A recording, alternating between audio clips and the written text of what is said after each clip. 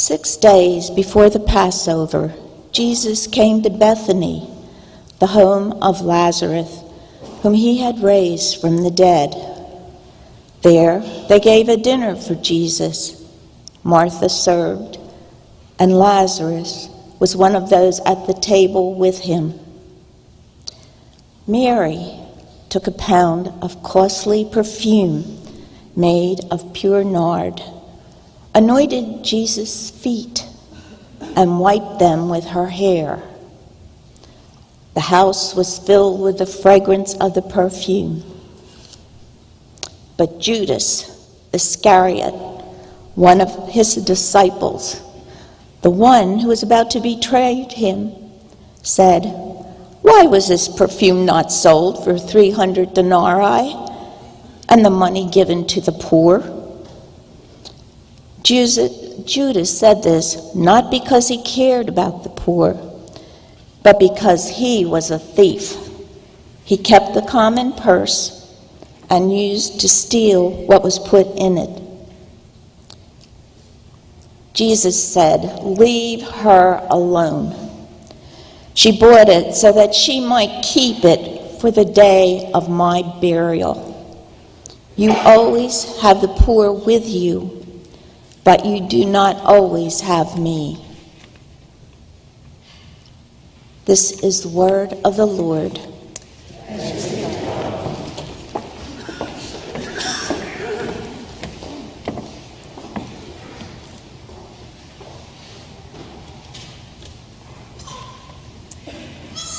I remember the first time I visited the untouchable community. It was about 1 month into my year of service in South India, and my head was still reeling from the constant onslaught of the new sights, new sounds, new smells. But I was eager to meet the children I would be tutoring as part of my volunteer service and to develop a schedule for our English classes. So after a long day of teaching at a school across town, I followed my site coordinator down the road to the untouchable community. It was only about a city block, but as we wove behind the town's clinic and past the grove of coconut palms, we emerged onto a new landscape. We stood in a small village of concrete block houses that had tarps shielding unfinished portions of wall.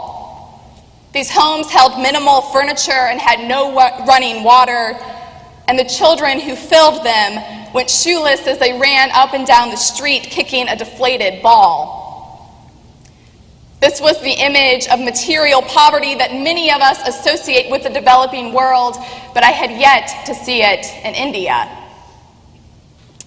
During the weeks and months that followed, I went to the untouchable, or to use the preferred term, the Dalit community, 2 afternoons a week for tutoring.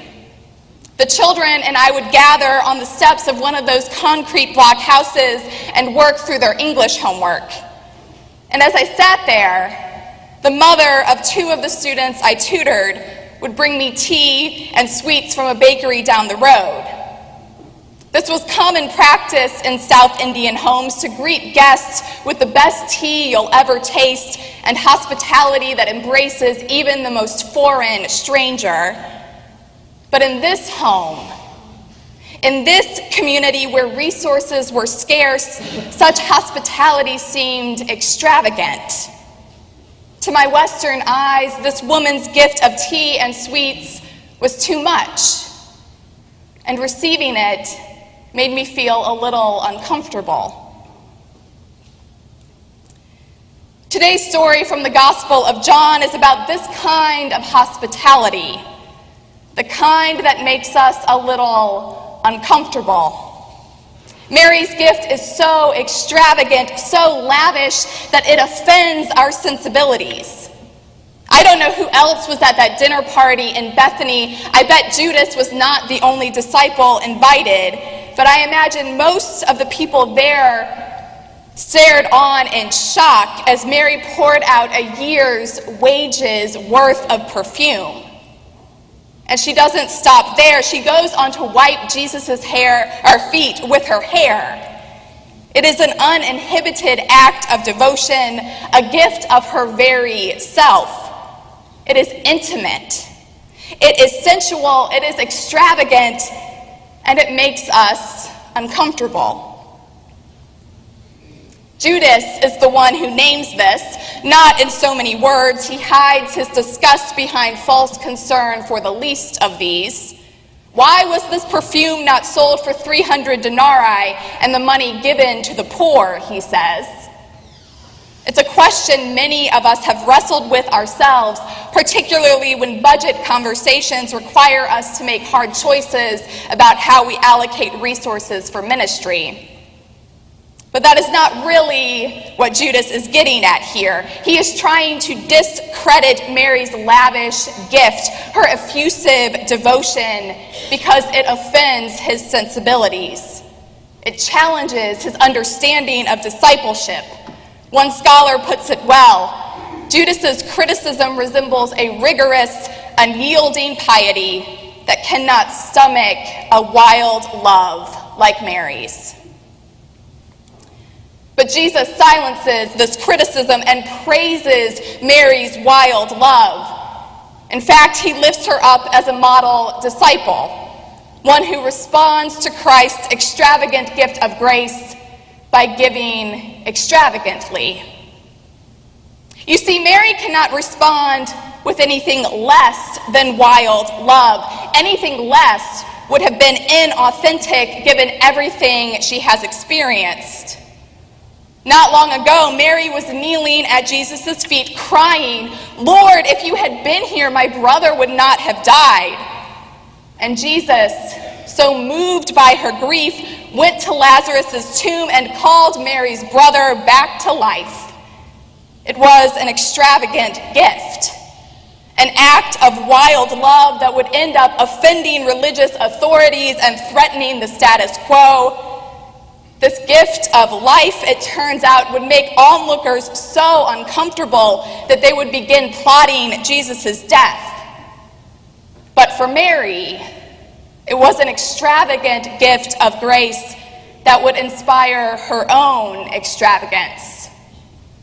So now, at that dinner party in Bethany, she kneels again at Jesus' feet and pours out her gratitude in the form of expensive perfume.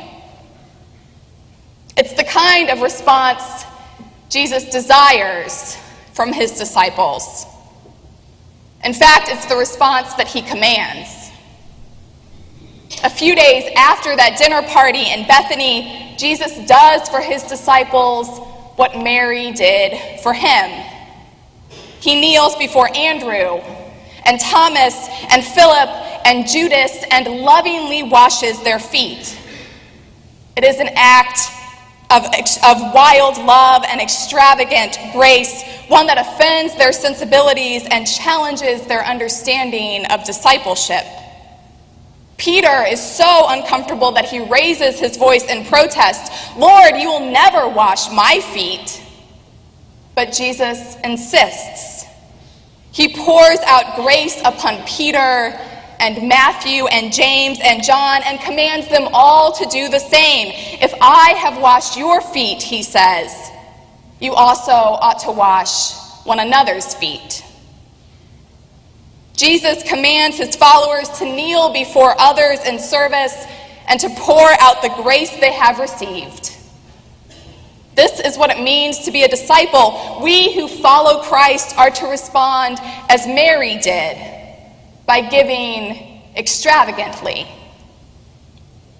And here's what amazes me most. This extravagant gift, this wild love, this grace that is so lavish that it makes us uncomfortable, it multiplies. Just as Mary knelt before Christ, Christ knelt before his disciples, and his disciples must have knelt before countless others, pouring out grace through service to the world.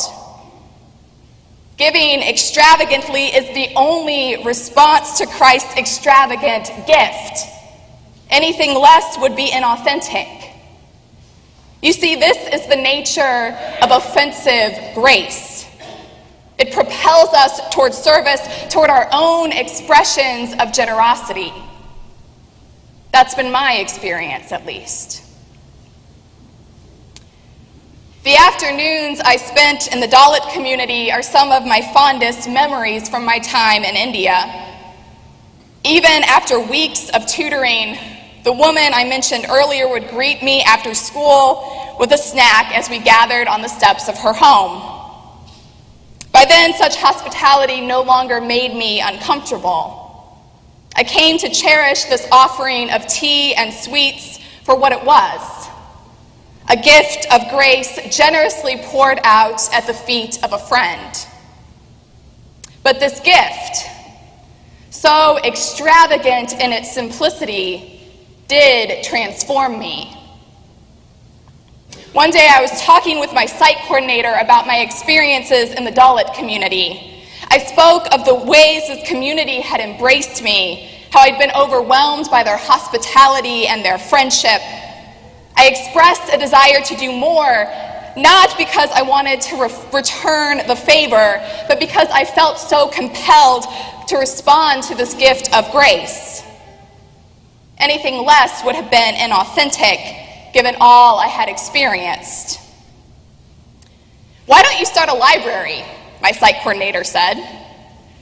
"A library?" "Yes, so they will have resources to practice their English after you've gone." So we started a library. Not a full library, nothing like the buildings packed with books we find on our street corners, but a library nonetheless. We bought a bookshelf with some funds our volunteer group had pulled together, and I took the children I tutored to a shop to pick out some basic resources, and then I sent out a request. I told my church back home about the ways this community had embraced me.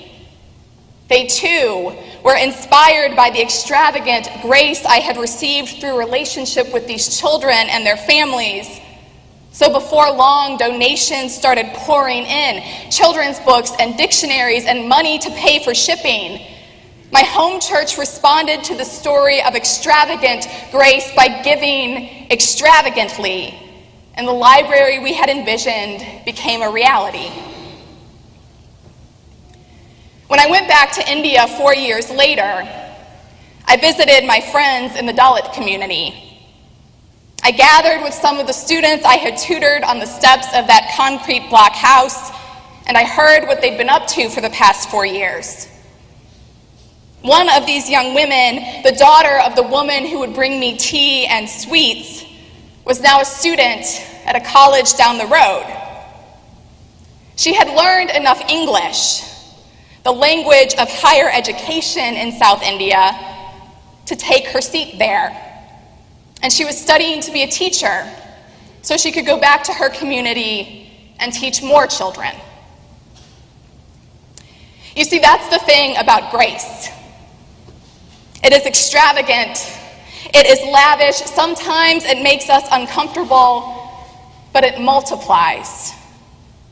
Because once we have received this extravagant gift, we can only respond by giving extravagantly, by pouring out our gratitude at the feet of another. Anything less would be inauthentic, given all we have experienced. So open your hands to receive God's extravagant grace. Let this wild love wash over you, even when it makes you uncomfortable. And then go and kneel at the feet of another.